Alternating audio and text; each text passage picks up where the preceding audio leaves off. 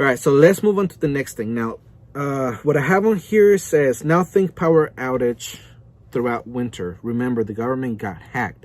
All right, and that is something I'll be talking about in another podcast, because it's really important that we talk about it, even though there's some speculation out there that there was never really a hack. That was just an excuse to use for us to, have a reason to go to war. But either way, we're going to go with the worst case scenario, which would be that we did get hacked, and they do have our launching codes, or they have the canceled codes, and they can just, take out the grid. Remember,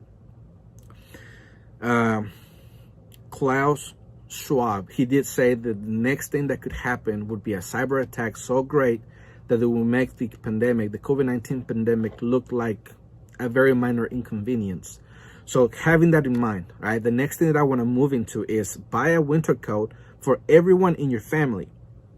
A good expensive coat that will work. Do not look at the brand, look at the fabric. Think layers. All right, so the reason that I put it on here is because we're very used to the grid. Okay, we are always thinking that we are gonna have power coming through our home. We're always gonna have gas coming through our house.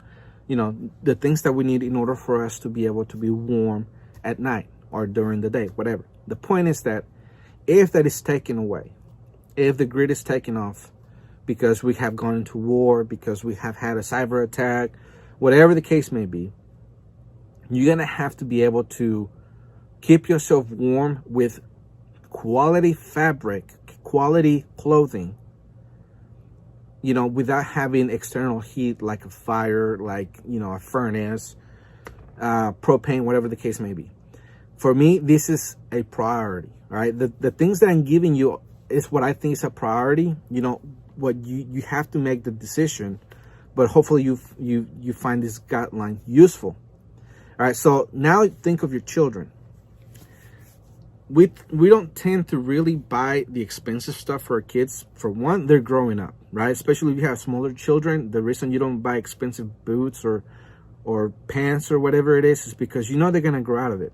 So now that I think about it, especially people who don't have much income, what we do is we go to Walmart, we buy our kids their shoes from there, and we know that they're going to tear it up. They're going to get them muddy. They're going to get them wet, and they're just going to tear up. And then, a few months later, we kind of have to buy another pair. So we don't want to go with an expensive pair that they're just going to run down to the ground in a few weeks. We want a cheap one that's going to be easily replaced later on. All right, so with that being said, the same thing goes with clothing and, with other items. But anyways, look at your kid's closet.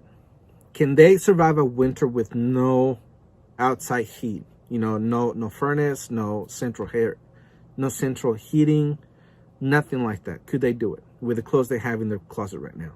If the answer is no, then you take priority on that. Remember, they're sending you $2,400 or $5,200 free money that you should not even be in your bank account.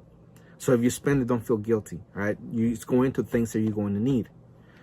Buy them a good winter coat. Do not look at the brand, because brands don't always give you, the warmth that you need. Look at the fabric.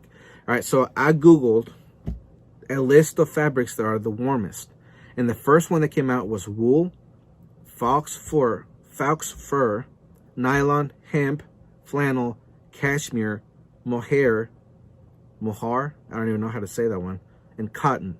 I don't agree with cotton too much because I know that if that gets wet, it doesn't keep you warm. But the point is that it was on the list that I got from Google.